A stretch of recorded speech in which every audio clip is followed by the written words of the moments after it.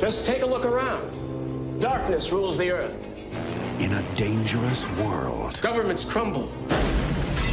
Chaos reigns. In a treacherous time. There is opportunity in chaos.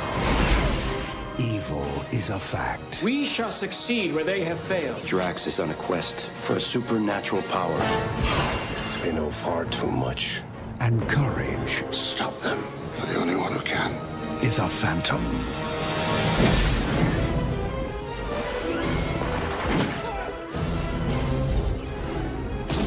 Who was that guy? Somebody I already killed.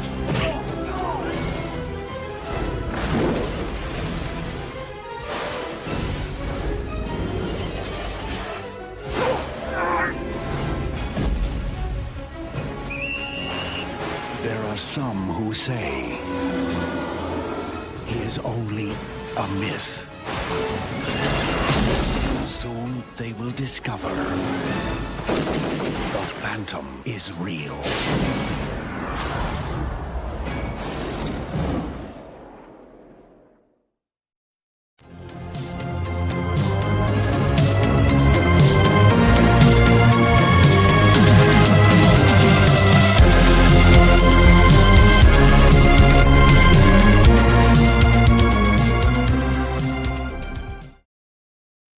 And welcome back to the Movie Hero Network. This is Wheel of Movies, episode number 70, And we are talking about 1996's The Phantom, one that's near and dear to my heart, as Richie probably knows. I am Austin Howell, and alongside my good friend and co-host, Richie Goodacre. How's it going, Richie? Yeah, no, going good. It's been a long time since I've seen this, so it's good to get kind of another. It was pretty much like watching it for the first time, so it was good to kind of see it with my adult eyes, I would say. So this was fun to talk about. I think, when I watch it, it's about the 900th time or 950th time, something like that. It's one of my favorites, as most people in this community are well aware of. We are talking about The Phantom here tonight, starring Billy Zane, directed by Simon Windsor. This is one that, I've always been a giant fan of, as a lot of people know here in this community. Ever since I was a little kid, I saw this movie in 1996, and just something just clicked with me. I just felt like it was one of those movies that could be like one of my movies, that not a lot of people claim, but it just could be one of those favorites of mine.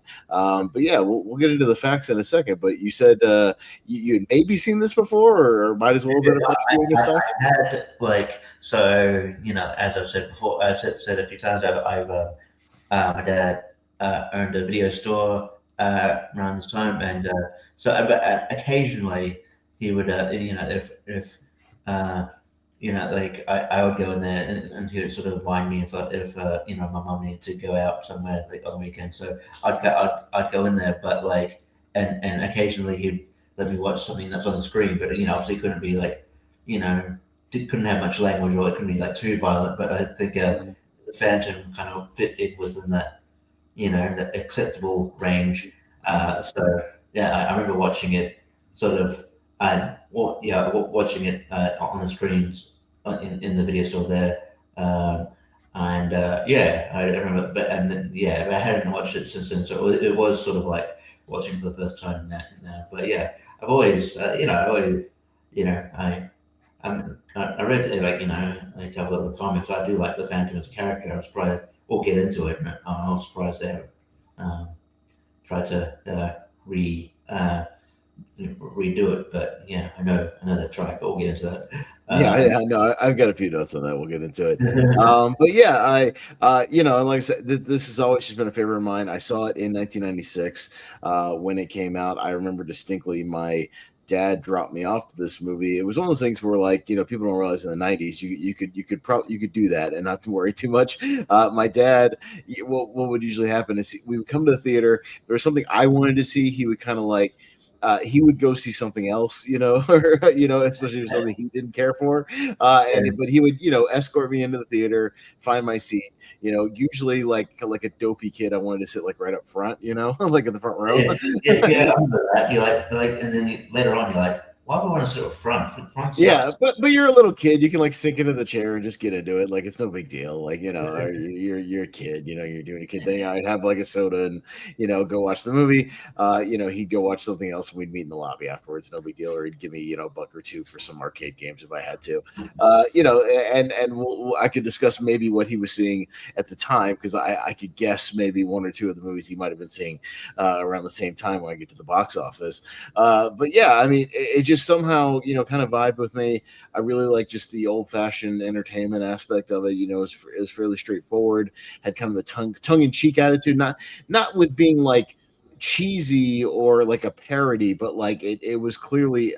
I think it's a movie we'll talk about, Richie, that knew what it was, that knew what its roots were in the 1930s in these old comic strips that it's based on, and I think they just kind of leaned into that, and I really like that. Yeah.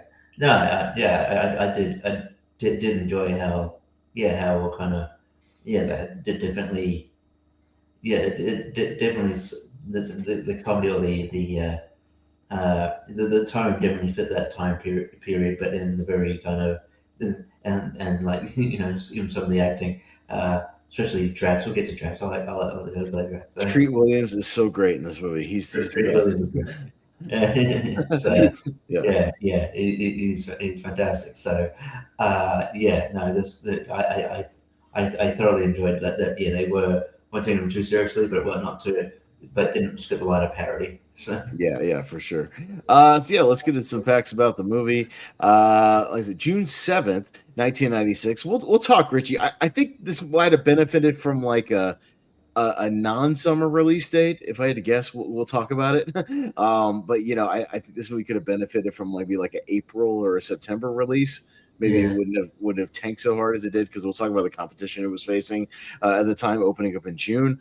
But Paramount, was fairly confident in the movie. But we'll talk about that because a budget of $45 million, which was pretty significant at the time, but only made a box office of $23 million. So it was not a financial success, which is the reason we haven't really gotten any sort of follow-ups or even reboots.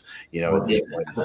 I know Billy Zane was signed up for 2 more. He was signed up for a trilogy. Yeah, I mean, if it went that way, and I know he wanted to do one because we'll talk about it. But this is his personal favorite movie of his. And it's one of those things where he enjoys talking about it. I have my own experience with Billy Zane that I'll get into. That I did get a chance to meet him a few years ago and chat with him a little bit. So I'll talk about that in a minute. But yeah, directed by Simon Windsor, who's a guy who has an interesting filmography. Never really made it to like the upper echelon of Hollywood, but it seemed like maybe in the 90s he was like on the brink, but never just quite got there. Australian lad. Yeah, no, he's an Australian guy, and we'll talk about that because some of this movie was filmed in Australia, a little bit of it. He's an Australian fella. He was born in Sydney and went to school in Sydney as well. Went to film school. So, he directed some stuff kind of throughout the 80s, a few small projects, nothing really super significant. He directs Quickly Down Under in 1990. I think he starts to find a stride in the 90s. Harley Davidson and the Marlboro Man, which was kind of a bomb for Mickey Rourke at the time, but has a cult following. He directs Free Willy, probably made one of his more successful movies in 1993, oddly enough. And then he finds a niche in sort of some family entertainment because he also directs Operation Dumbo Drop in 1995. So he's got kind of a family thing here. And then he gets tapped for The Phantom in 1996. And his last 3 movies, Crocodile Dundee in Los Angeles, not one of his better successes. Not right now. No. He directs The Young Black Stallion in 2003, which I forgot was like a follow-up to The Black Stallion that came out then. I kind of forgot that. And his most recent thing is a 2011 biographical movie called The Cup. It's about the 2002 Melbourne Cup won by Damien Oliver. It's a biography. Horse racing movie. I think he definitely have a love for like horses and horse racing because he also directed a movie back in the Far Lap, which is based on the very famous horse back in the successful horse that was probably the most successful horse in the Melbourne Cup and who got poisoned by arsenic. But he directed a movie about Far Lap, and he's obviously directed the car company director. Yeah, so he's definitely got like an affinity for horse racing and Well, and he did some westerns too, so he clearly loves like horses and things like that. Yeah, for sure. I would say he's got a knack for it because he's got a few, and even some TV western projects under his belt. So he has a passion for that. You can tell. Yeah, he is a pretty like old guy now, so I'm not surprised. I'm surprised he's still. I think he was born in 1943, so 1943. So yeah, that would put him at what? He's in early 80s now. Yeah, so he's still alive, but not working. Still alive, but yeah. But I mean, if he hasn't directed since feature since 2011, then it's probably I would say it's. He might be maybe retired, maybe, or just kind of doing smaller stuff. But yeah, he did have an up and down career. But I would say up and down career even in Australia as well. He's not like heralded as like this Australian, like a huge Australian success story either. But but he should be sort of noted as a guy who directed kind of decent movies as well. But yeah, he's not as heralded as someone like Baz Luhrmann or people like that. But yeah. This movie almost got off the ground a couple of times, kind of in the late 80s, early 90s. A few people attached here and there. The most significant one, and he actually shot test footage and had a working screenplay, was Joe Dante. Joe Dante had a version of this movie that they shot some test footage for, and then they had a script they had kind of mapped out. It had a dragon at the end of the movie in the climax, so it was a much different type of much more pulpy movie and much more comedic in nature from what the screenplay is kind of out there. You can find it if you want to. Way more like tongue-in-cheek and almost very like heavy on the comedy and like way more sort of just almost like a spoof of the Phantom, really leaning into it. So as much as I like Joe Dante, it would have been a way different movie if he had directed this. I like in hindsight, I mean, like when you think of it, I'm like, that might be a decent choice, but you don't want to be like too jokey. Like you don't want to go like Taika Waititi, like Thor, Love and Thunder kind of route with it, or something like that. But this movie's lighthearted, but it's not like jokey per se. So was this like was John T. treatment? Was that before this movie came, or was that after? Was that? I mean, this is like after Gremlins 2 and stuff, So he's just kind of bouncing around, Well, I'd be interested to check out the script, see. But I do like kind of looking at those would have been movies, and you can sometimes tell, I know why this didn't get made. And then somebody else that was in the running at the time before they casted Billy Zane was Bruce Campbell. Again, would have been a much different movie with Bruce Campbell at the helm, and maybe with like a Sam Raimi directing this movie, maybe if they collaborated on it, could have worked. I like Bruce Campbell and all. He doesn't have that those sort of like doesn't have that like the kind of those chiseled good looks that you kind of. I mean, what I mean? Like, he's not like I don't know. He's not like I just couldn't. I don't know. I don't know if I could see it personally. But he's just like But like I think it'd be kind of. I could picture it being a bit more jokey or whatever. But maybe if it was Sam Raimi was at the helm, he could do something. But Billy Zane. He committed to the role. He worked out for 8 months before the movie got going, and they had a like kind of padded muscle suit, but they didn't need it. They went with the one that didn't have the padding because he filled it out with his muscles naturally, because he got absolutely shredded for this movie, as you can see. There's a couple of sequences where he's got his shirt off, and you know what? If I worked out as much as he did for the movie, I'd show him off a little bit too. As some of those guys. So you always want to at some point, like when Henry Cavill, takes his shirt off, or Hugh Jackman, for Wolverine, things like that. They have to, right? I was going to mention Henry Cavill because we'll get to someone. I thought like if they did he looked like Henry Cavill in this when he turned a little bit. So a little bit, yeah. With the scenes where he had hair, Because speaking of the hair, so what they had to do was all the scenes where he had hair, they had to film all that stuff first. So any of the scenes where he's, just being Kit Walker, or he's kind of hanging out in the cave, things like that, anything sort of out of the purple suit, they filmed, everything they possibly could and needed to with that. And then Billy then shaved his head so that the actual suit, would cover his head, kind of flat and proper, with no hair sticking out. So, when they then pulls it, the only time you see his hair with the thing is at the very end where he pulls his mask off. It's the only time they shot it where there was actually hair under and they tucked it properly under there and all that. But all the other scenes he was bald. So, suit. Commitment to the role. Well, I mean, he's used to being bald. I mean, he was bald in Demon Knight, the Tales of the So, and he's had hair in movies and been bald in movies and everything in between. So, he's not ashamed to do that. That's fair enough. So, a few just notes. All the stuff for Bengala was filmed in Thailand, including the beaches and all the jungle sequences, all filmed around Thailand. But a lot of the stage stuff, Richie, was filmed in Australia. On sound stages in Australia, and then they even used a few real locations, sampled out for other things.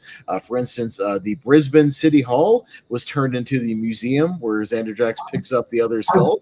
I thought already. I've been in there multiple times. I've been in there too because that used to be, with when it came to where I was living at the time, and that was my electorate, so that's where I'd go to vote. Well, maybe next time you're in there, pull up some screenshots from the movie and see if you recognize the main hall that they're in right there. They just kind of converted that, put a few of the little museum exhibits in there and turned it into the New York History Museum. So that is one of the locations. And then I think there was another location, I want to say just some other indoor location, but I didn't jot that one down. But they had a lot of the sound stages at the studios there in Australia, including the largest. They set a record at the time for the largest ever indoor sound stage in Australia for the pirate cave sound stage. The stuff at the end with the pirates, it was all soundstage stuff, but the biggest one they'd ever built in Australia. So hey, and give them credit. It's all real and it looks good. It looks good. That was cool. So that's pretty cool. Didn't know that. I wanted to put on the City Hall. I had wondered if you'd been there by chance. I've been a few times. For comedy show they posted some talks. I saw Reggie Watts there. Remember that in the comedian Reggie Watts? There's another place real quick called the Manor Apartment Hotel in Brisbane. I found it was a double for one of the skyscrapers. So just a few things. So what hotel did you say, sir? The Manor Apartment Hotel in Brisbane. Okay, I'm not familiar. Maybe it's not that. Maybe it's since then it's not. I don't know if it's still here, but it's a former office building, now apartment hotel. Maybe if you saw a picture of it, you might recognize it. So a few Brisbane things. So kind of cool there. And then I guess we can get into the sort of sequel or reboot stuff. Maybe at the end when we talk about where the franchise kind of went after that. We'll get down to near the end. As far as the box office in June of '96, one of the reasons I think, maybe in hindsight, they should have maybe put this movie in a different month, maybe even in August or something like that. Maybe did the end of the summer is the same month. This is out, Richie. If you go to your local multiplex, you got movies such as this, and a lot of movies we still talk about today. You've got The Rock with Nick Cage and Sean Connery. It was a big hit at the time for Michael Bay. You've got the first Mission Impossible is in theaters with Tom Cruise, so that's a big movie. You got Twister, which was a massive hit at the time. You have The Cable Guy. Whether you like it or not, Jim Carrey was on top of the world in 1986, so that is a big deal for comedy. You got Eraser, so you've got a Schwarzenegger movie in the theater. Eraser. You got The Hunchback of Notre Dame with the Disney movie. So you got a big family movie that's out in theaters. You got Dragonheart, another family fantasy movie. You got The Nutty Professor with Eddie Murphy. Needless to say, Richie, there was some competition at the theaters. You could probably make an argument with a couple of those that they weren't to know at the time how big they would be. like maybe like Twister and all that stuff. But like with like something like Eraser, Eraser and stuff like that, you know that Arnold Schwarzenegger is a box office draw, and Eddie Murphy at this point too. So like you kind of know that that might hurt your box office taking. And Tom Cruise is a And big Tom Cruise. star at this time. In 1996, he's on top of the world. Yeah. I mean, even The Rock, Nick Cage and Sean Connery are big box office draws. That's a big Michael Yeah. Bay. Probably had a lot of marketing behind it. A big Michael Bay action movie. Coming out with Bad Boys, because Bad Boys is a big hit, so they probably marketed that strong. But yeah, I mean, just in the action department alone, with The Rock, Mission Impossible, Twister, and Eraser, you got a lot of competition. And then you got like I like Billy, but was Billy Zane really known at the time? He was, I mean, he had done some stuff. I don't know if he was like, I don't think he was necessarily a box office draw at the time. I think he was a fairly well-known, actor, but he had kind of mostly done character actory kind of roles, for the most part. Again, you're coming off of, he had a lot of stuff. And like, if you look at his Wikipedia, in like 1993 alone, he has like 6 movies, but they're all kind of small roles, for what they are. He's in Demon Knight. He's in Only You, Marissa Tomei, Robert Downey Jr. kind of rom-com. He does The Phantom the same year as a movie called Danger Zone, which was kind of direct to video. But then, he blows up the next year, and the closest he ever gets to A-list status is right after Titanic. When it's Titanic. I would say that's kind of like peak Billy Zane is the year after this, in Titanic. And then, after that, it's just kind of, it kind of goes away for a little while, and he's mostly doing sort of, direct to video type stuff, unfortunately. And it's unfortunate because I like him. I think he's got a lot of charisma and a lot of his, 80s and 90s stuff. And the double of this and Titanic is really the closest he gets to like being a superstar, And did that movie? He's got that movie. Did it come out where he's Marlon Brando? Or it's kind of out and kind of not. Yeah, it's called Waltzing with Brando. Yeah, where he played him. I think it's only kind of rolled out at different sort of film festivals and stuff. I don't know if it's available on streaming yet. I haven't checked yet, but I know even then it got kind of mixed reviews. They say he's good, but the movie is like not the best. That sort of thing. So basically, he's basically kind of gone back to sort of character actor status, really, where you're like, Billy Zane's in this. Okay, Billy Zane's popped up. Okay. The last thing I saw in theaters with him, oddly enough, was like some kind of like Christian movie when I was I was like following I was following a podcast called God Awful Movies that watches bad Christian movies, and he's in a movie called Samson, about the Samson story, and he's the king in that movie. And I remember going to the movie and being like, "Oh, there's Billy Zane." That's he's in Pure Flix Purgatory. Yeah, it's direct to DVD and kind of whatever he can get a hold of territory, but he has it on conventions. And things like that. So that leads me into my quick story before we get into the movie, where I did meet him at a convention. I met him in Knoxville at the Fanboy Expo up there, which is a pretty big convention in Knoxville. This is 2023. And I have an 8x10 of the Phantom, signed by him. And I got a picture with him. I forgot to pull the picture up, but I did get a picture with him. He had like kind of a beret type thing on and some sort of sunglasses type thing. So yeah, these glasses, very artsy. He's a very like kind of artsy guy. But hey, super cool. Ton of Phantom stuff all over his table. Ton of Demon Knight stuff. He did have a few Titanic things if you want that. But I think, and I kind of talked about this with him a little bit. I think the reason he likes doing conventions and he enjoys it is because he gets to talk about stuff other than Titanic at these conventions. Because he's talked about in interviews how if he goes on like let's just say Good Morning Brisbane, right? Like one of those goofy morning shows, right? Yeah. All they want to talk about is Titanic, So that's all they ever look up. They see it's his biggest movie. They talk about it. And he's like, I go to these conventions and I get to talk about my horror movies. I get to talk about, these independent movies I did. I get to talk about the Phantom. Like I get to talk about like cool shit, my career that I really, really enjoyed. Not that I'm not grateful for being a Titanic. It was the biggest movie of all time, in 1997. Like I'm grateful for that. But like I like talking about these other smaller projects that people are passionate about. Yeah. But even though, I mean, I think that happens. But like, even though like Tom Cruise has done a lot of great movies, I feel like people always sort of go, "Oh, yeah, Mission Impossible," but you probably forget about Top Gun, Mission Impossible, yeah.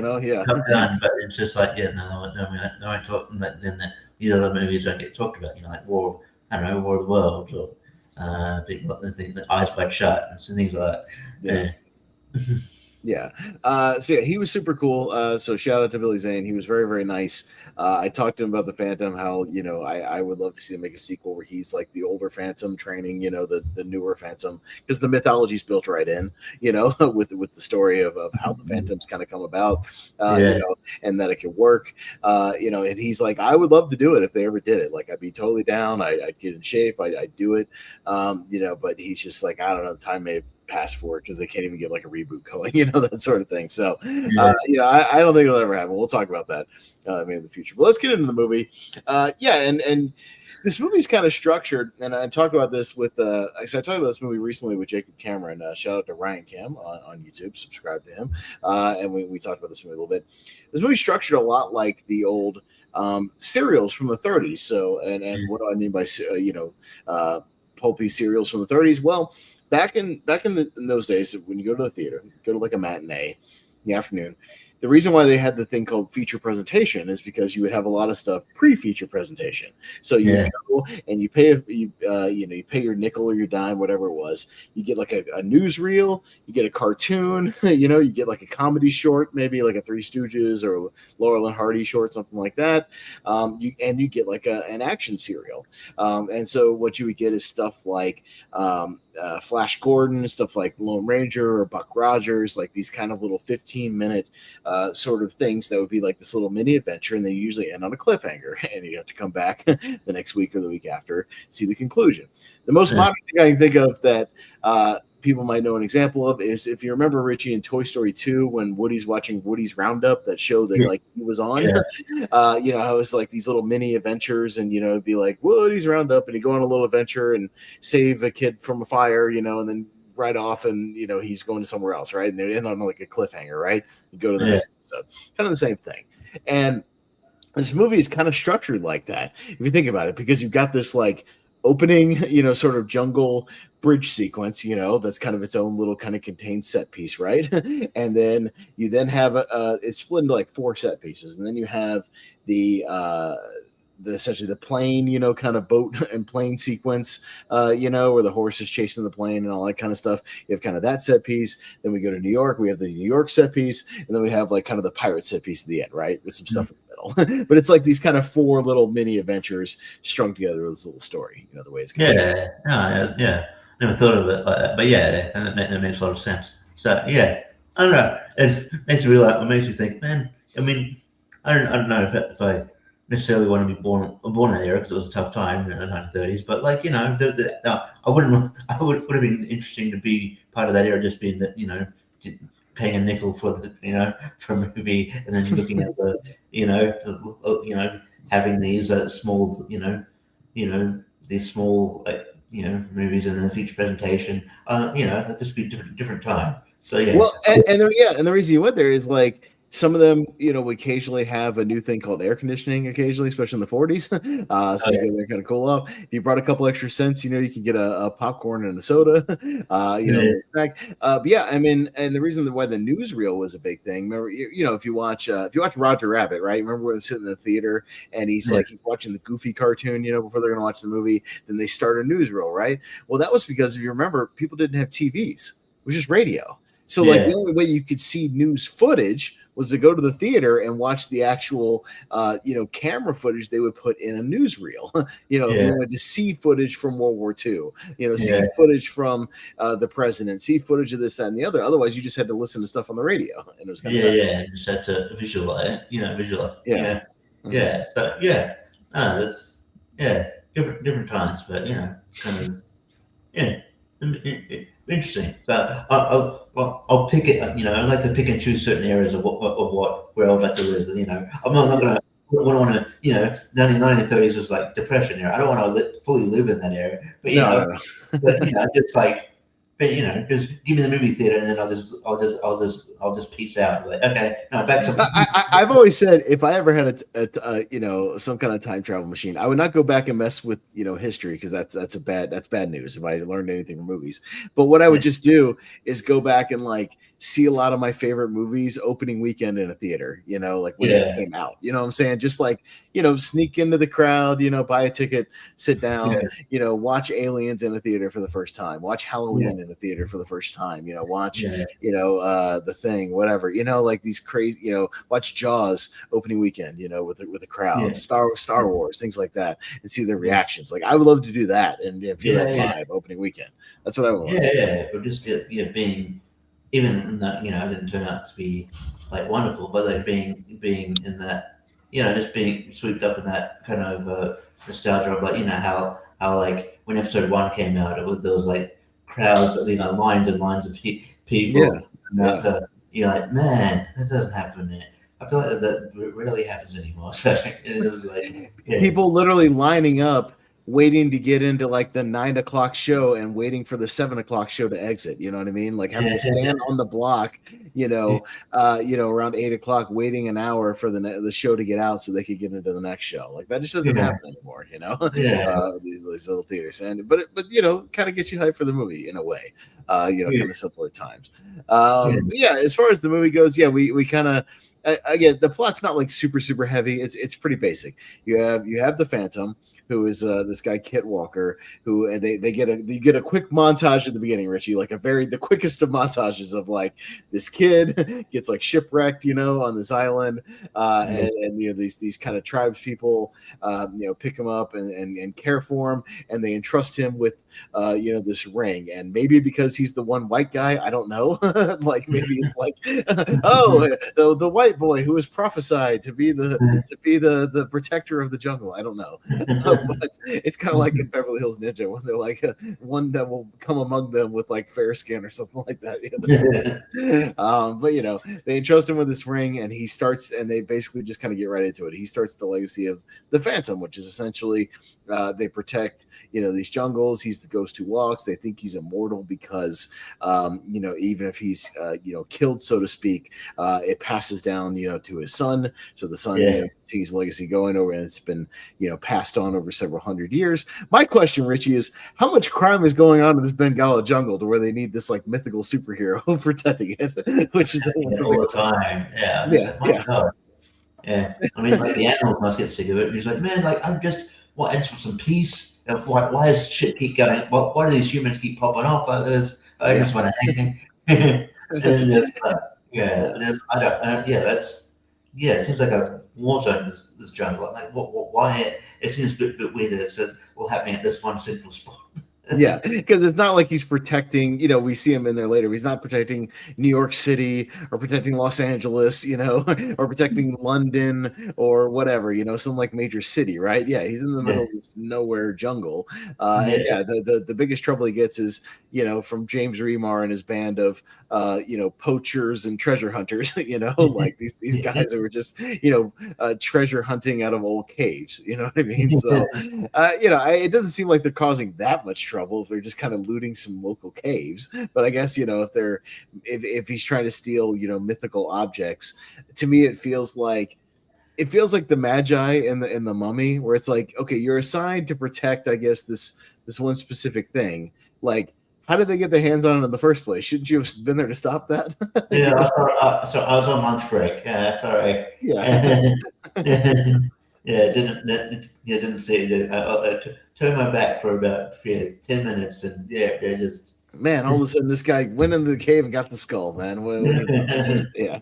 But I'm poking fun at the movie. It's fun because I enjoy it. It's very like, comparisons are going to make it. It's very like kind of Indiana Jones.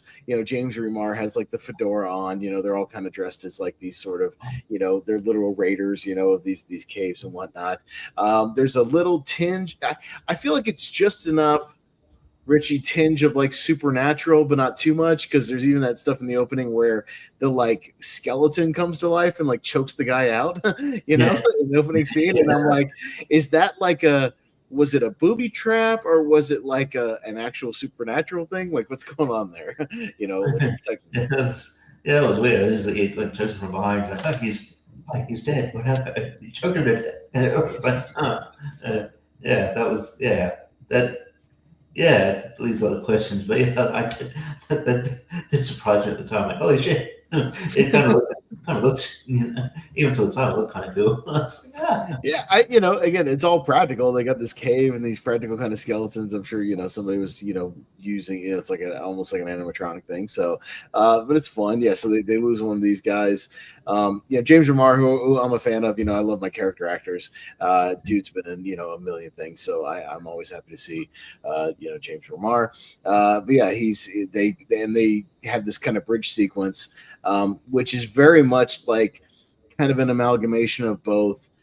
I would say Temple of Doom and also Sorcerer, the movie I've always talked about, with the William Friedkin movie. I don't know if you've gotten around to that one, Richie, yet, but it's the William Friedkin movie where Roy Scheider and these guys are trying to go through the jungle in these trucks, and literally the same type of truck, those old timey ones, across this like kind of rickety jungle bridge. And also the same type of one that's in like a Temple of Doom, so this bamboo wooden bridge that looks definitely safe to drive across, Richie, of course, very, very safe. I've been meaning to, but I'll get around to it at some point. We probably should mention that they have this. They've kidnapped. I guess they've kidnapped this kid. Have they kidnapped this kid? They kidnapped a kid. Yeah, he's definitely like a hostage, but yeah, he's a local kid who's like kind of making fun of them because they don't know how to read the map, they're reading and things like that. I did find it funny. James Remar at one point, it's just like the kid makes a smart ass remark or something, and he straight up tries to elbow the kid in the face, and the kid just happens to duck. He's just like, oh, wise ass. He just straight up tries to elbow him, like, dude. So holy shit, but apparently one of the other guys could understand his language or whatever. Like, okay. You got the map. You got the maps upside down. You idiot! Turn it around. You're a moron. Moron. Yeah.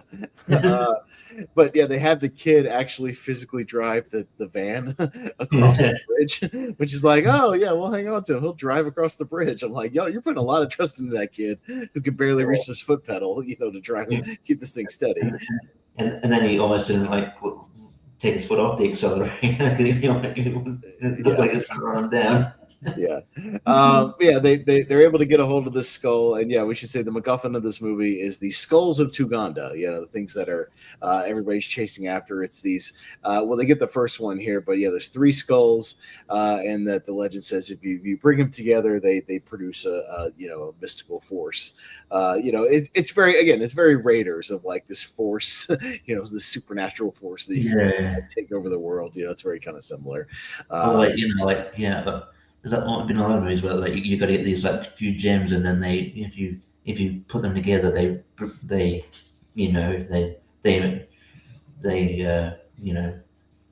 power up into something. You mean like some kind of infinity stones or something like that? Infinity stone, yeah. A bit like that, but almost a bit, also a bit like kind of, even though it's not that, but we've seen that in like TV show like Power Rangers and stuff like. We got to get the power crystals and the power coins to come together so we can do this thing and the other thing. No, I mean, but it's your MacGuffin, that everybody's kind of chasing after.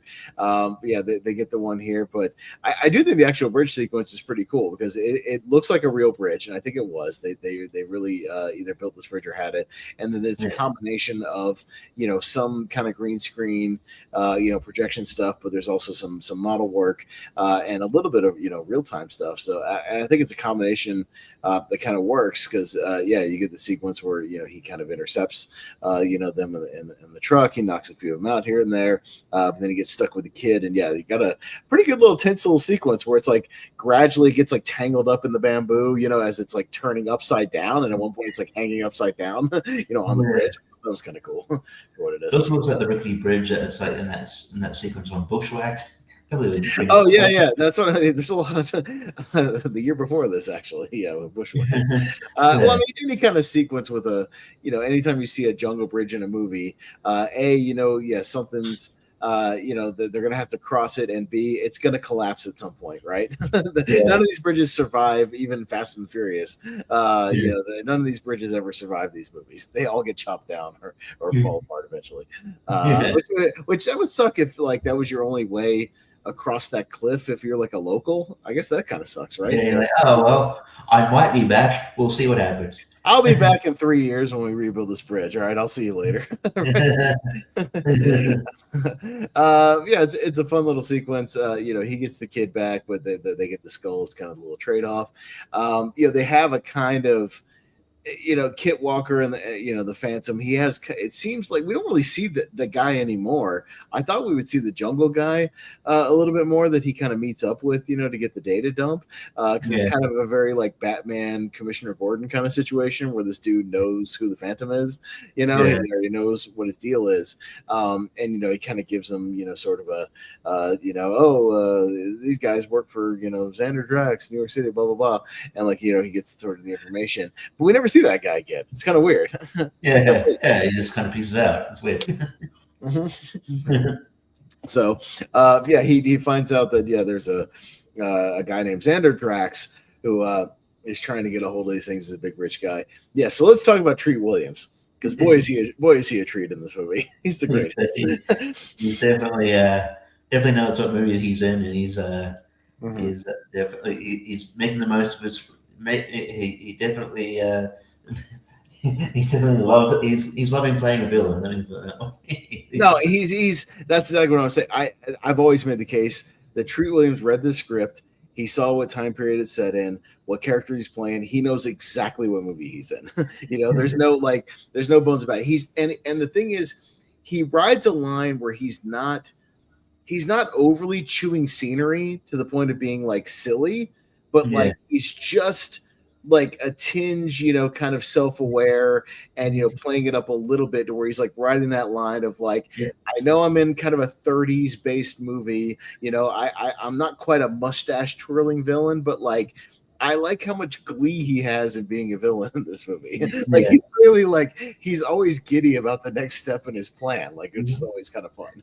Like he's not a mustache twirling villain, but he's like teetering on. He's got a mustache, but he's just not. It's a very thin one. Yeah, it's very thin. So he doesn't literally have like a hook mustache he can twirl, but like he's there, but he's constantly just like he's got like a pep in his step. He's just like good man, like we're going to the devil's just like, can you believe it? The skulls of Uganda. Like he's having some fun, like to where if I was around that guy too, I might be giddy about taking over the world. Like he sees the guy who, like, and except for at the end, he never gets flustered by anything. He's like, he's just very upbeat about like the misdeeds he's doing and what he's about to, the plans he's about to,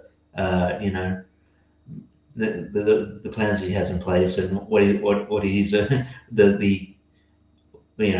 misdeeds he's about to do. So it's fun. It's just like he's very charismatic and optimistic about his crimes. And he's kind of having fun, which I have fun whenever he's on screen because he seems like he's having a great time. This movie made me a fan of Treat Williams for life. Like I always, and I know he passed away not that long ago, and it's unfortunate because I remember posting about he passed away in 2023, so just a couple of years ago, and I remember posting about how much I love the Phantom, and that like made me a fan of him. Later on, to where anytime I'd see him pop up in some random movie, I just feel like, oh, there's Treat Williams. Oh, I love him. He's great. Because I love this. There's another movie I think is underrated from '98 called Deep Rising. That's a really fun movie, the Steven Sommers movie that I've always been a champion of, and he's the lead of that movie, and I think he's great. Was he in the Substitute sequels? He was the replacement substitute for Tom Berenger. Yes. So he was in those and kind of the late 90s. 98 is the Deep Rising and the Substitute 2.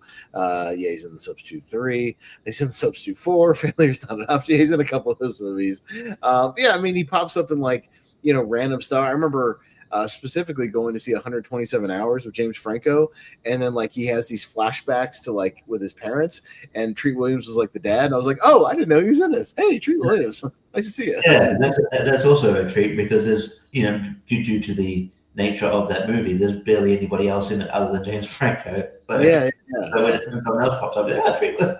yeah. Yeah. So yeah, I mean, he's another guy who I think, sort of in the 90s, again, around this time, he's like in a lot of stuff. He's kind of, again, they experiment with him being kind of lead guy between this and like Deep Rising, those sort of movies. And then like kind of like Billy Zane, he never quite reaches that next level, but I think it's because Richie, he's kind of a character actor at heart, I think, kind of like Billy. Yeah. I think so. I think he's just I think his I think some people are born to be character actors, and they're bread and butter being character actors. I think and Treat Williams is one of those. So but I'm glad about it. I've always been a pretty decent fan too. It sucks. I think he died from it was a skiing accident, right? Was that it? I'd have to go look at that. I think I don't think it was a health thing. I think It was a motorcycle crash, unfortunately. Okay, motorcycle. He was 71. Yeah, he had a he unfortunately is a motorcycle crash where a car crossed the other lane and had a head-on collision with him, and he died of trauma and blood loss. So it's unfortunate, man, because I mean, 71. I mean, he was older, but I wouldn't say he was like old, per se. And you never know, like some of these, like some of these actors have like a new lease of life in that new boost and later boost in their career. I think of people like now, like Amy Madigan is not by any means, but she's got this boost now. You got there's a few people I mean, like Demi Moore's getting back in there's we talk about June Squibb, she's in her 90s. She's probably having the most successful time as an actress. Well, even guys in like horror, like Sid Haig, who got a late career after like being in the Rob Zombie movies, in like when he was in his 60s, and then had his most successful stretch of his career after that, and he'd been working since the 50s, like it's one of those things, like you never know when your career's going to pop. Look at Coleman Domingo, has been a working actor since the 90s, and now he's starting to hit his stride as like almost like an A-list guy, So you never know. So it's hard to tell, but but he is definitely the standout in this film, and it was a delight every time he was on screen. We could talk about the two kind of ladies in the movie, who again, I think it's kind of fun that this movie, for a 1996 movie, fairly progressive in that you have two ladies who are fairly feisty and fight back, and they're kind of tough. You got maybe arguably the person who had the most success out of it. Well, okay. At the time, I would say Christy Swanson might have been the most known person, maybe. Yeah, she came off. This was a few years removed from Buffy, right? She did Buffy. Yeah, she did Buffy. She was in The Program. She's in The Chase with Charlie Sheen. She was in Hot Shots. I mean, she's around. She's a Big Daddy. A couple of years later, we talked about Big Daddy. I mean, she's like fairly well known, for ladies. But I mean, realistically, when you're looking at the cast, is Catherine Zeta-Jones the biggest star of this movie, and this is one of her early roles? Just like, has she done much since, like before this? No, she had only done like one or two very minor movies. It was. I'll pull up her page right now. Now she had been doing some stuff, in the 90s, but nothing big. A couple of just really small movies. This is really kind of her first sort of bigger movie. But 2 years later, she explodes. Actually, 2 and 3 years later, 98, she has The Mask of Zorro, which was big. That made her kind of a star. And then 99 solidified it because she's in Entrapment with and people. I feel like the movie's good, but the thing people remember is that she's really hot in that laser scene, which is like right, yeah. And then she blows up there. She's in The Haunting. She's in High Fidelity, Traffic, Chicago, Intolerable Cruelty, The Terminal, Ocean's 12, Legends, or so she goes on a nice run after that. This is really her first big movie, Richie. So she was one of the breakout stars of this one. And if you look at her, she looks She doesn't age. She looks the same. No, Michael Douglas has aged. She has not. Yeah, I would say. Yeah, but she's, she's. I will say her performance. You can tell she's kind of trying to figure it out. I think she knows which movie she's in, but she's playing up like the kind of villainous role a little heavy. She's very much like just very like, oh, it's just us girls. You can tell me. Like she's very like femme fatale kind of thing, going on.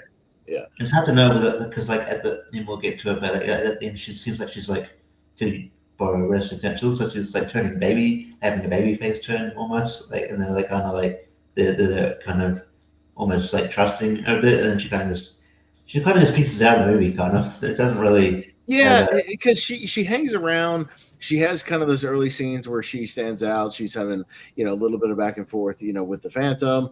And then eventually in the movie she's just kind of there, sort of, leading Christy Swanson around and cracking a line every now and then. And then by the end, they're in the pirate thing, and she has the line about us girls need to stick together, because I think it's a shady situation, with these pirates and whatnot.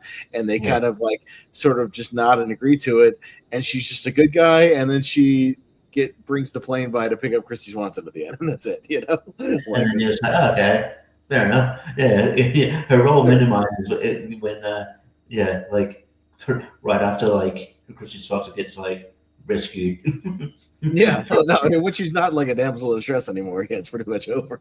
So, but even Swanson, like she becomes somewhat of a hostage, but it's not like she's not quipping and sort of fighting back when she can. You know what I mean? She's not like a complete like cowering in the corner, screaming like a Kate Capshaw in Temple of Doom type of situation. Yeah, and she's not like spending the whole time like like being captured somewhere like she spends like there's period of times where she does fight back, and she holds her own. It's not like, oh, if only some guy would come save me. It was no, you could tell if it was like one-on-one, she could probably hold her, she could probably hold her own and be a badass.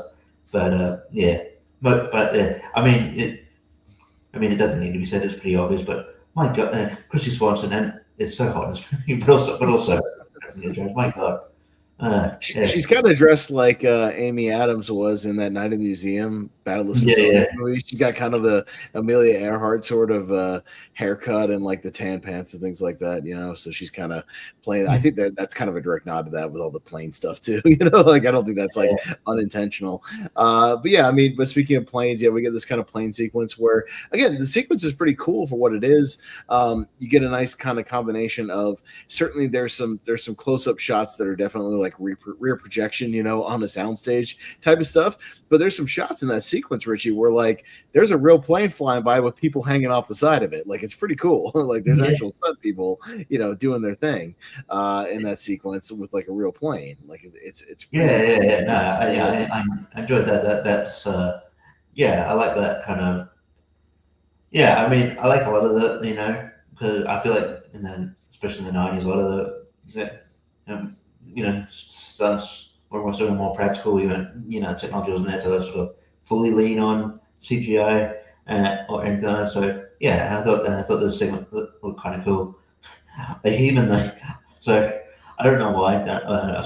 I watched like before this. I watched this random like Chuck Norris movie. Right, it was called it was on, and it made me realize like. R.I.P. Chuck Norris, no offense, but he wasn't a great actor. And he was in there was this TV movie called The President's Man. There was also a sequel to it. But the movie there's a lot of problems, but the action, they're still very good. You're like, I can see why people, like a dad movie like that. You're not tuning in for like the for like a lot of the plot. You say, but the action will get you. So I think the action on this time was like the practical effects of once when done right and done well, and then this plane sequence was was quite fun. So and shout out real quick to the guy who does the music, because I quite like the themes and some of the music. It's done by a well-known guy, David Newman, who it was fairly well-known composer, done quite a few things, a lot of stuff. He starts in the 80s. I mean, he kind of jumps right into it. He's got like Critters and Brave Little Toaster and Bill and Ted's Excellent Adventure, or The No, Roses. no relation to Thomas Newman. I don't know if he's related to Thomas Newman. I am not sure. Because you never know. Let's see. Yeah, he's the older brother of Thomas Newman. So yes, that makes sense. I mean, just because, you get people and he's the cousin of Randy Newman, the Toy Story guy. So okay, because obviously, similar. I mean, the same last names are common entertainment, but being in the same field, it's kind of interesting. Like being a composer, it's like, okay, that would make sense that they're. Well, and it says his dad was also Alfred Newman, who was also a movie composer, and he did like the original Wuthering Heights and the Mark of Zorro and All About Eve and How the West Was Won. So he did a bunch of movies back in the day. So it's a whole family of very talented music people, Yeah, right, Newman. That's cool. That's a really it's really they say talent. I know they say talent skips a generation, but obviously they didn't get the memo. So, and he might be actually best known, looking through his filmography, also with these sort of family movies in the '90s. He does the score for The Mighty Ducks, The Sandlot, The Flintstones, Tommy Boy, The Phantom, The Nutty Professor. Same Matilda, Jingle. We talked about Jingle All the Way. He did the score for that. Well, just by you listing all those movies, I'm like, those are movies we'll probably talking about at some point. They're on. Yeah. Right. So, a really accomplished guy on his own, and so is Thomas Newman. So, very famous family of Newmans there. We get kind of speed through these other sequences. He eventually makes his way to New York. The one thing I will say, there's one very obvious scene when they first show New York. And they show the cars like driving on the main street. They're clearly coming around the corner on a soundstage with a matte painting, like very clearly, like it's definitely like a back lot, thing of just like cars driving in a circle, like one of those types of things where they probably had 50 cars just doing a loop to loop around the soundstage. Yeah, it's not like actual full actual traffic or anything. It's very obvious in that aspect, but it's fine. I mean, this is where we kind of get more of the plot of what's going on. And Xander Drax is he wants to find all these 3 skulls. He knows where the second one is, and if he gets the second one, it'll point the location of the third one. We get the little taxi cab driver Al guy helping out kid getting paid in little jewels and rubies and things like that, because he won't take Bengala money. So I feel like also around this time of movies, there's also this had this trope of the helpful taxi driver. The helpful Samaritan that happened to be a taxi driver, who unwittingly got involved in this in this fiasco, but it's nice enough to be like, yeah, okay, I'll help you out. That guy, by the way, is John Capadese. Did you recognize him? The Al the cab driver? He looks familiar, but I couldn't think. Okay, couple things you might know him from. In Ace Ventura, he's Aguado, the cop that's always chastising Ace. In that movie. The one that squashes the cockroach and goes, "Homicide, Ventura. How are you gonna solve that one?" And he's also in Speed. He's the bus driver that gets blown up at the beginning. Oh yeah. No. So, he's been in a million things. You look up his Wikipedia; it's a mile long. He's been in a lot of really just quick roles here and there. He gets some help from Al. Drax goes to get the second skull. He straight up just it's just in this random museum, sitting in some exhibit, where it doesn't belong.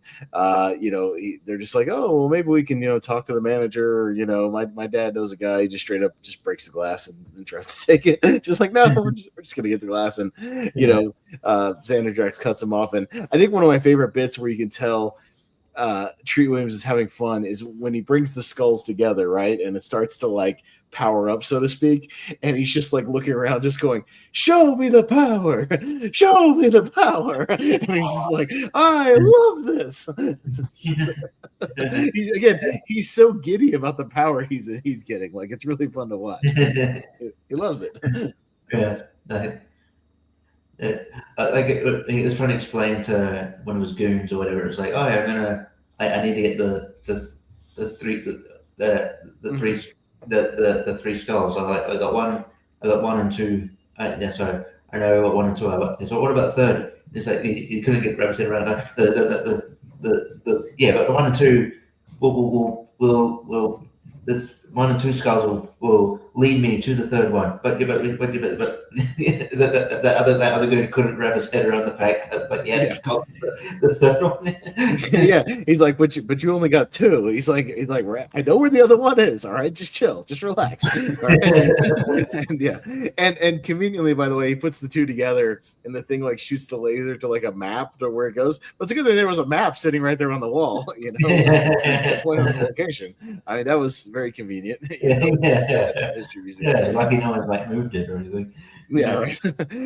Yeah, he again, he's giddy about like where they're going. He's like the Devil's Vortex. We're going to the Devil's Vortex. Clearly, like which is like the Bermuda Triangle, you know, so to speak. They just don't want to call it that. The other guy's very hesitant about it. He's like, oh, really? He's happy about it. He's like, there must be an island there, an uncharted island. It's like he's going to Disneyland. Like, yeah, let's get. He's like, yeah, let's go. And he's literally like, we got to go right now, immediately. And they're just like, should we plan out the trip? No, let's hop in the plane, go right now. He's just, again, he's so much fun. Like, I want to see a whole movie of just Drax like doing his thing, like from his perspective, you know, like his whole, you know, even his meetings are fun. Like the one guy turns on him, and you know, in any other movie, Richie, when the dude like, you know, the henchman guy turns on him and he's like, I'm getting out of here. You know, this is all, you know, whatever. You're out of your mind. Like in any other movie, he would pull out a gun and like shoot him, right? You know, he throws a spear in his spear, and then you go, my arm is my bursitis. Oh man, bursitis. Oh, Jesus. And the other gnarly thing, which you probably forgot about, the microscope thing when he cuts the guy's eyes. Where he's like, you won't need these anymore. And he turns the thing and it says liar under the microscope, and he's just like, yep, won't be needing these glasses anymore. Snap. Like he is creative in what he does. I'll give him that. But the Phantom like catches up with him. There's a you know, kind of a goofy little chase, you know, where he's hopping cars and, you know, he's riding a horse while the you know, the motorcycle cops are kind of chasing him around. He's able to ditch him, you know, in a zoo because, you know, he has a connection to the animals, you know, just like Ace Ventura, Richie. So he's I'm surprised that the police or you know, or they were surprised that like they were confronted by a tiger. What else? What you'd expect? Yeah. What you expect him to be in there? Yeah, right. No, he's able to hide out with the tigers and do his thing. And then, maybe the most implausible thing in the movie, but again, I have fun with this movie, so I let it go, is the Phantom hides out on like the, you know, the leg of the plane. Like it's one of those seaplanes, you know, those biplanes. And he just straight up like hangs on to it for this entire journey, you know, as if he wouldn't, you know, either freeze to death or run out of air or, you know, his arms would gas out. Yeah, that's what I mean, because you're having to hold on the whole time, and who knows how long they were actually flying for. I mean, they're flying into like the middle of some ocean, right? So I mean, I don't know how he doesn't just like fall off. He starts to fall asleep at one point, you see, and like he kind of like almost falls off, and he wake myself up. But that would definitely suck. But you know, he's committed to the bit, you know, so give him some credit. But they get to this kind of island. You know, it even almost looks like a skull island the way it's like shaped, you know, like when it looks like an evil island, so to speak. It definitely looks like one of the an island that you know, maybe an island on one of the Survivor seasons where you have to go to. You're like, oh, this is if you go here, this is where you know. I think this is where you'd be banished to. Sort of thing. Survivor, Skull Island, you know, something like that. Yeah. They get there, and hallelujah, we just talked about him a few weeks ago, Richie, but Kerry Tagawa shows up late in the movie to lighten up the movie even more, you know, our boy from Mortal Kombat. And again, the double dose of Mortal Kombat and Phantom like made me a fan of his, as well. Because again, I think he also knows exactly what movie he signed up for, right? Like he comes in, he's like this, and he literally has like a Fu Manchu like full mustache thing, like full mustache thing. But he's got, he's another guy that just has charisma for days. Like he's just, you introduce him, he's like leaning back on like the throne thing, he's got his swords, he's got his long hair, he's got his mustache, he's just as cool can be.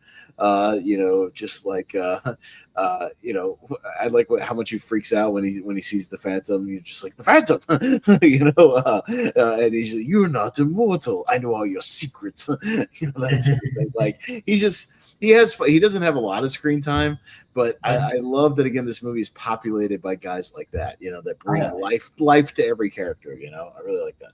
I just like the sort of obviously our other our main bad guys are confronted by Takao and his goons. Then one of those goons presents he's gonna be brave, but the characters and try to confront them, and he just gets blown away with the cannon.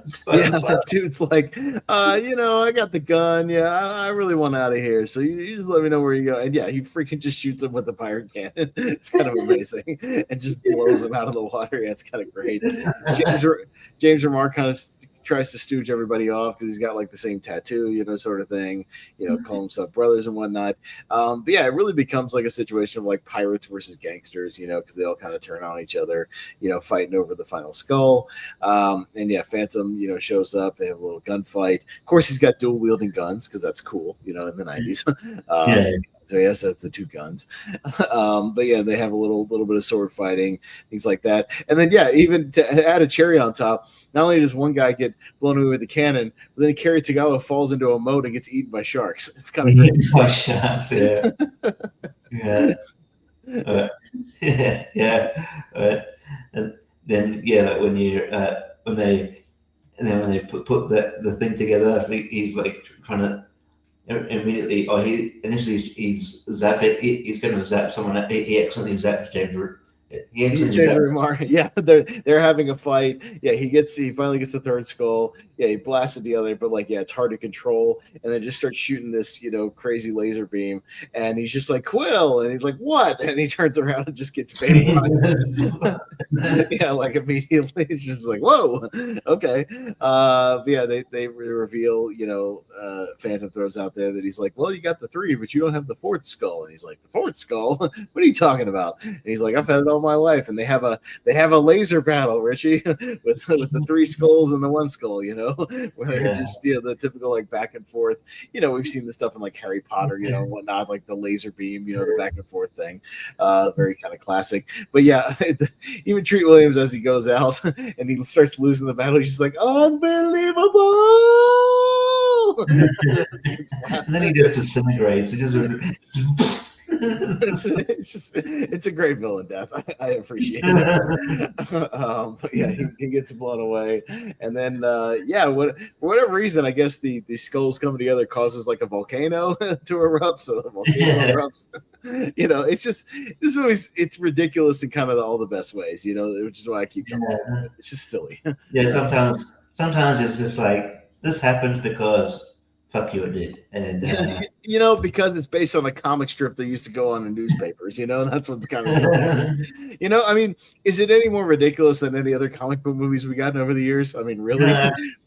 Like not really.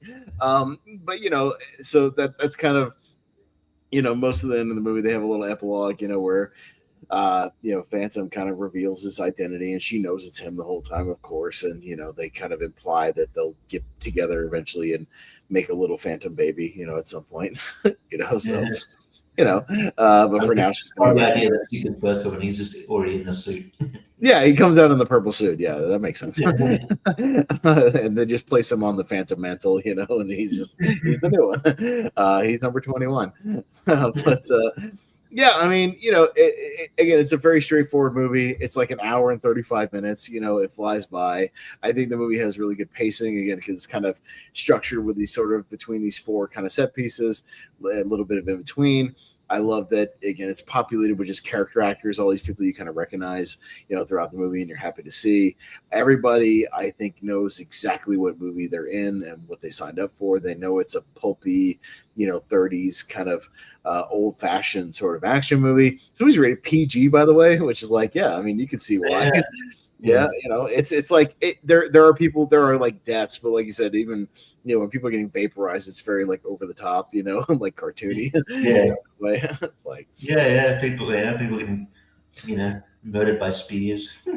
yeah, I mean, they're not shooting each other. I mean, there's guns, but they're not like people aren't getting shot in the head and getting like ripped apart or anything like that. It's very like, it's very just kind of silly, what it does, and very kind of family friendly. But yeah, I mean, we could talk about sort of where the franchise sort of went with this, or should I say didn't go. So yeah, the movie was not, a huge financial hit, obviously, even though, Zane had signed up for multiples. And yeah, in 2008, there almost got a project off the ground called Phantom Legacy with Sam Worthington. You're a good Aussie boy, Richie. Sam Worthington. I read this and I'm like, yeah, I like Sam, and that tracks because of like around this time around the time they really wanted to make him a star. It was like right before Avatar, and he was in everything. Terminator, Salvation, Avatar, a couple of things, but I just don't think he has the charisma. He didn't have the charisma to pull it off. He's just not a. He's more of a. I think as we've established like later on, like now, like 2026, he's more of a supporting guy. I don't think he's a leading man. I don't think he has charisma to pull off. Like we mentioned, like him looking like Henry Cavill. I think Henry Cavill would be more suited for someone who's got that that kind of that an immediate screen presence and that that charisma. But yeah, I can understand why they were going for Sam Worthington. But yeah, I don't know. I don't know if it would have worked. I think personally. Yeah, no, I just it kind of got somewhat close to kind of happening, but yeah, it was originally going to be like a straight sequel, and then it kind of morphed into sort of a reboot. Like maybe Zane would have been involved, maybe not. Again, maybe he would have come back as the older Phantom, passing the mantle down. Again, I think you could have made that work again, like you said, with a different actor, maybe other than Worthington. But again, if you had gone to do like a legacy sequel, later in, I don't see why you couldn't bring in Zane to be like, the old generation Phantom, or even like, we didn't even really mention, Patrick McGowan in this movie, who's like his like ghost dad that shows up every now and then to talk to him, Yeah. I mean, and you could even have Zane in that kind of role, just kind of pop in and out of the movie, and I still think it would kind of work, and with the mythology, it's not out of bounds with what they've kind of set up here. Yeah. But yeah, I mean, but in a way, like, it would have been all right for it to it would have been cool if it got off the ground just so more people, maybe saw this movie or were introduced to the Phantom, because I don't know how, like, 2026, how you kind of pitch a Phantom movie. I guess, like, just sort of, like, I guess for, like, people like me and you, like, would go see it, and but it probably appeals to people who are probably, now who are fans of it, but I'm probably now like heading into their in their 40s or heading into their 40s.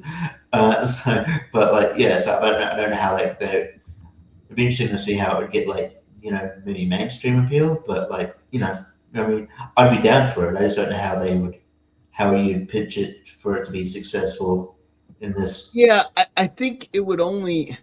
Movies like this, to me, and this is like one last kind of point I'll make about the time period this came out.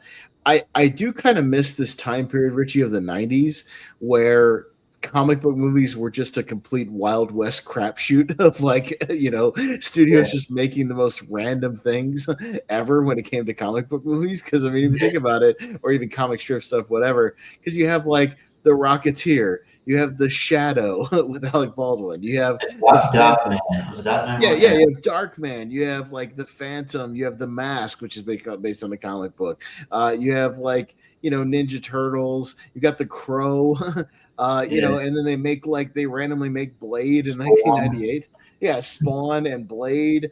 And some of them are successful. Some not so successful. But I kind of miss this period of like simplicity where they were just kind of picking up these properties. It's like, hey, we'll just take a chance and make this movie. Let's see what happens. Maybe it'll be successful, maybe it won't. But not every movie, when you watch stuff like this, or you watch Spawn, or you watch Blade, it's not necessarily like trying to set up a giant cinematic universe before it even gets off the ground. It's not trying to like connect to 15 other movies. It's just kind of like a standalone movie that, like, sure, there's stuff in the movie that you could build off of if you did a sequel, right? Like the Phantom has a mythology you could build off of. Blade has stuff you could build off of. Same with Spawn. Like, there's things you could build off of if you did a sequel, but it wasn't necessarily trying to like throw 85 things out there and like set up something before it even gets going. And I kind of miss these simpler movies of the 90s that just were just kind of these things that just existed, Yeah, just like, hey, we that someone pitched this, they found that they think this IP would be a good movie. Let's make this movie, and then they don't,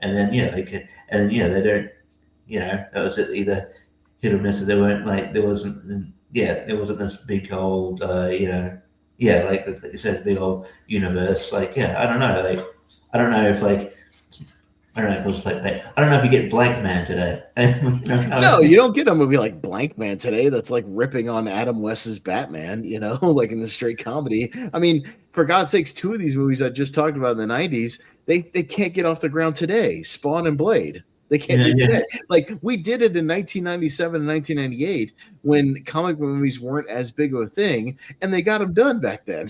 Like, they the Spawn movie is not great. I'll admit that. I've tried to go back and like it. There's things to like about it. I think there's some good practical stuff, some good makeup here and there. The CGI is bad. The story's not great. I think there's some nuggets, a few good things there. Blade, on the other hand, is very good. It still holds up, obviously. And then, like, how do they not be able to figure out Blade now, Richie? They figured it out in 1998. You have a badass guy killing vampires with swords and martial arts. What's so hard about this? Is it like you said, though, that they because of everything's, especially with Marvel, everything's connected? Everything's interconnected, so that maybe they had trouble trying to interconnect Blade within this whole other universe, as opposed to just making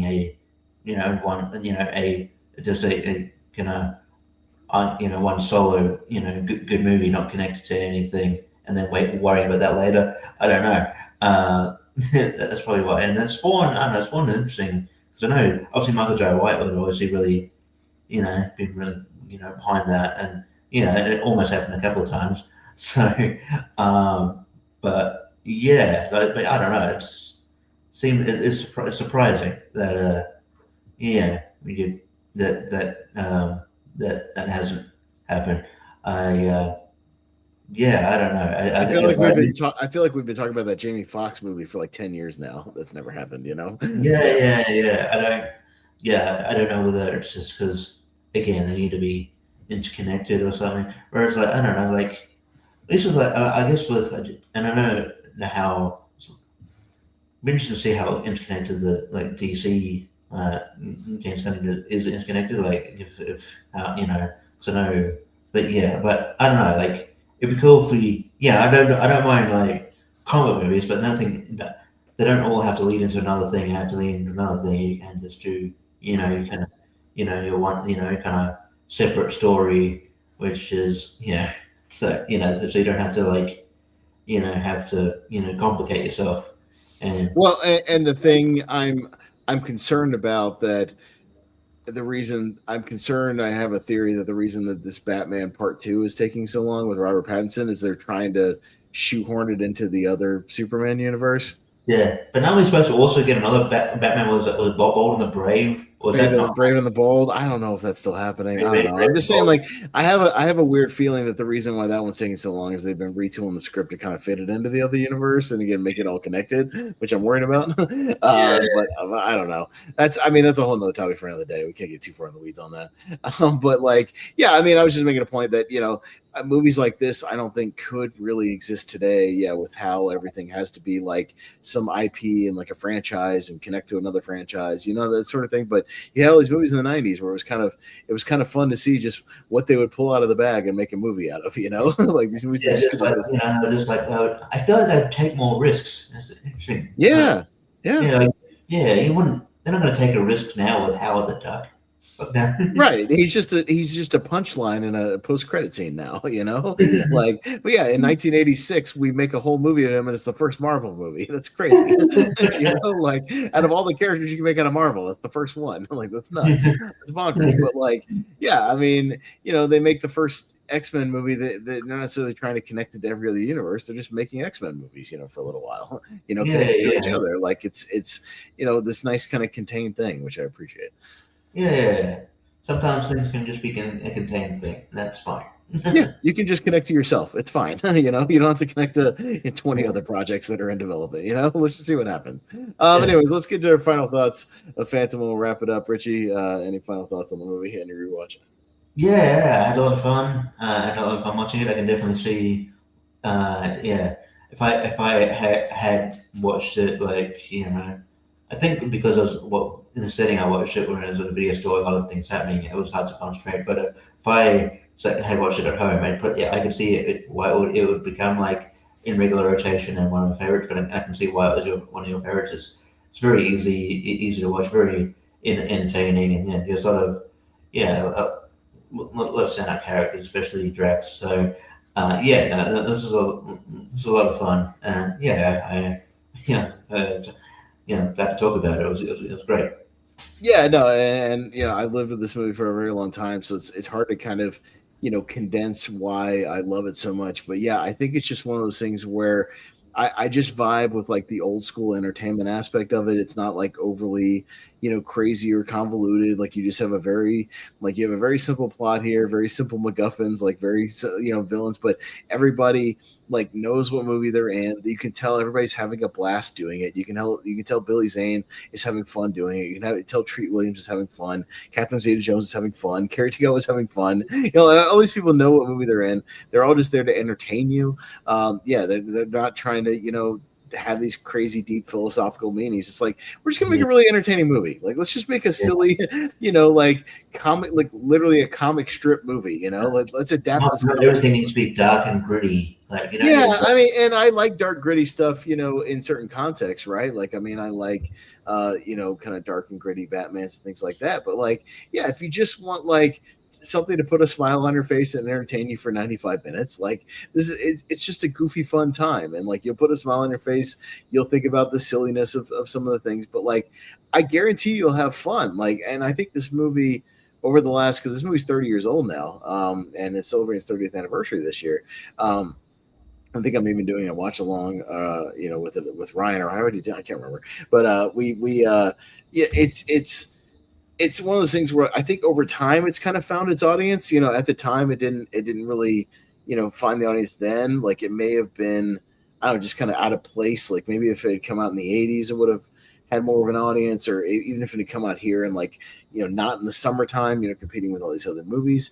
But I think over time I found that I am not the only fan of this movie. People have like kind of found this movie over the years. John McCarroll likes this movie a lot. Yeah, Moose Haas likes this movie a lot. Like I found other people who were like fans of it who appreciated the way I appreciate it, for like just this kind of off the wall, kind of like hidden gem, just piece of entertainment from the 90s that just really charming and kind of a comfort movie. And people, I don't know if those ever moved. I put the Phantom like as a superhero alongside like someone like the Tick. The Tick, a little bit. Sure, it's kind of just like very very lighthearted. It's not but it's not like supposed to be like very overly jokey, but it's just a fun, like ridiculous, goofy superhero. But it's not supposed to be taken seriously. But it's just a lot of fun. So yeah. If I had to describe him, I would describe him as like a mix of like, I don't know. It's like Indiana Jones, and I had a superhero in mind and I just lost it. I don't know. It's like, because not Batman, because Batman's a little darker. It's like Kick-Ass, maybe, or like the Flash or something. I don't know, somebody that's a little goofier. Like things like that, or I don't know, Shazam or something.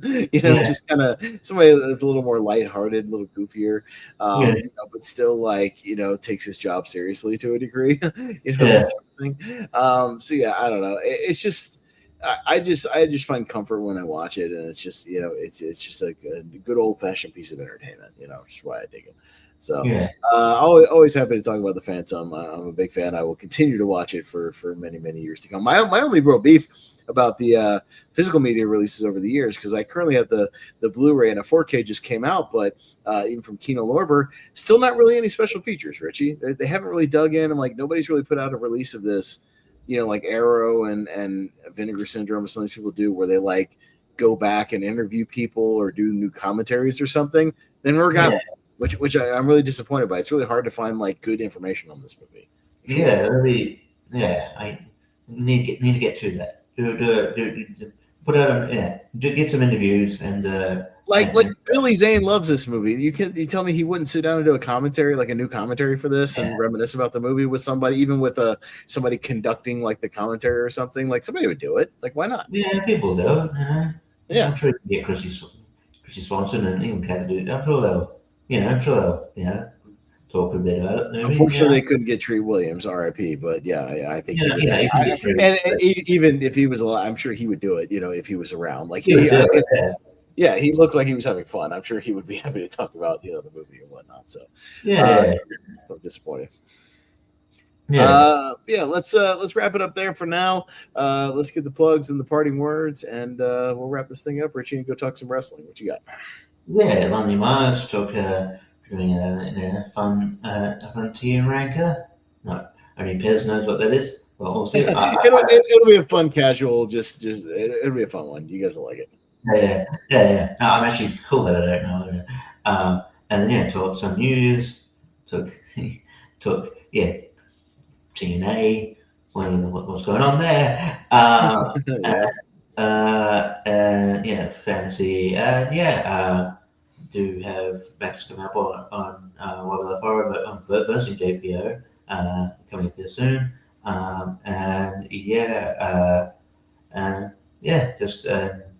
That's pretty much going on, and but I'll be like tournament fights, team ranker sometimes, and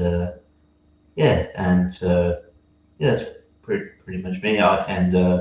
And ASAP occasionally as well. So a few things I've got going on. I'll be on with Ryan Permison again tomorrow night, Friday night, talking. It's a whole month of Fast and Furious watch-alongs. Richie, we did the anniversary of the original Fast and the Furious last week. It's the 20th anniversary of Tokyo Drift tomorrow night, and then the anniversary of Fast 5. So it's a month of fast action over on And I Quote. So you can find me over there talking all things Fast and the Furious. I'll be hosting our Steve Carell versus John C. Reilly tournament tomorrow night while Jordan's out of town, so that should be a good time. The monthly mistake drinking game over on Here's the Thing with me and Wolfman returns this week in honor of Disclosure Day. We are talking War of the Worlds with Ice Cube, so that should be that's going to be a doozy of a drinking game, boy. That's going to be fun. He yells at his kids. Yeah. So, I know we're coming. I told you that in the group. I know we're working on it. We'll get there. And then next week we've got the Ladder Series returns on Tournament Fights. One of our more popular things we do. Talking about the movies in 1981 and 1980. So we'll be returning next week with that. So we'll wrap it up there. We'll let you guys know what we're doing. Next week, or 2 weeks from now, on Wheel of Movies. Once we spin the wheel, I'll get Jordan to kind of spin it up for us here in the next couple of days. But we'll wrap it up there. So, Richie, as always, thanks for joining me. Much appreciated. I am Austin Pez Howell. We'll see you guys next time on the Wheel of Movies. Bye.